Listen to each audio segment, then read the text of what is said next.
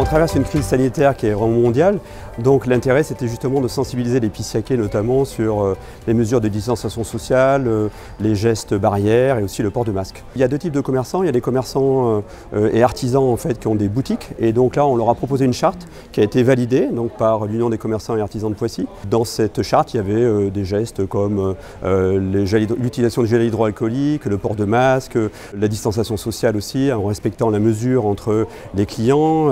Voilà, tout un tas de mesures donc, qui étaient validées. À l'Union des commerçants et artisans de Poissy, nous avons été contactés par le docteur Philippe Dompère pour savoir en fin de compte la faisabilité de cette charte au niveau des commerces et des artisans. Nous nous sommes immédiatement réunis avec le bureau pour la validation et la distribution de cette charte que nous avons distribuée à tous les adhérents et non-adhérents, car en temps de crise, nous sommes tous solidaires. Alors qu'un client va chez un commerçant et qui voit un ruban bleu, cela voudra dire donc du coup que le commerçant ou l'artisan s'est engagé à respecter cette charte.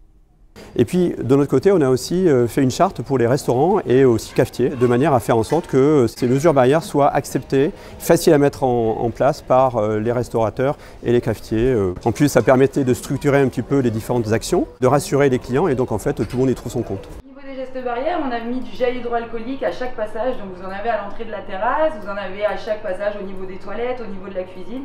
On a installé sur chaque table du gel hydroalcoolique. On a des masques à disposition quand même pour les clients qui viennent et qui n'en ont pas. Parce qu'à partir du moment où vous vous levez dans l'enceinte de l'établissement, il faut avoir un masque. Nous, pareil, on travaille avec des masques. Ce qui est même très difficile, mais on s'adapte. Alors on a mis en place aussi un système de distance. On a essayé de séparer les tables au maximum comme on pouvait le faire avec les parasols, puisque malheureusement la météo n'est pas toujours avec nous. Donc pour le coup, voilà, on essaye de s'adapter comme on peut. Donc voilà, il y a de la place, il y a de la distance et on fait avec avant le service. Moi, ce qui me séduit dans l'histoire du ruban bleu, on doit être responsable aujourd'hui, que ce soit dans un restaurant, dans la rue, de faire attention aux gestes barrières, de continuer à faire attention sans être complètement parano. Mais je pense qu'il faut faire encore attention, parce que j'ai l'impression que ce sournois Covid est toujours un petit peu là quelque part, et je pense qu'on ne peut pas encore lâcher les chiens. Simplement, je me sens vraiment très motivée dans l'idée de faire attention, de faire encore attention. Les restaurateurs jouent vraiment le jeu. Ils ont tous le masque, les gants, ils sont très précautionneux. Mais moi j'ai confiance dans l'intelligence des Français, dans leur convivialité.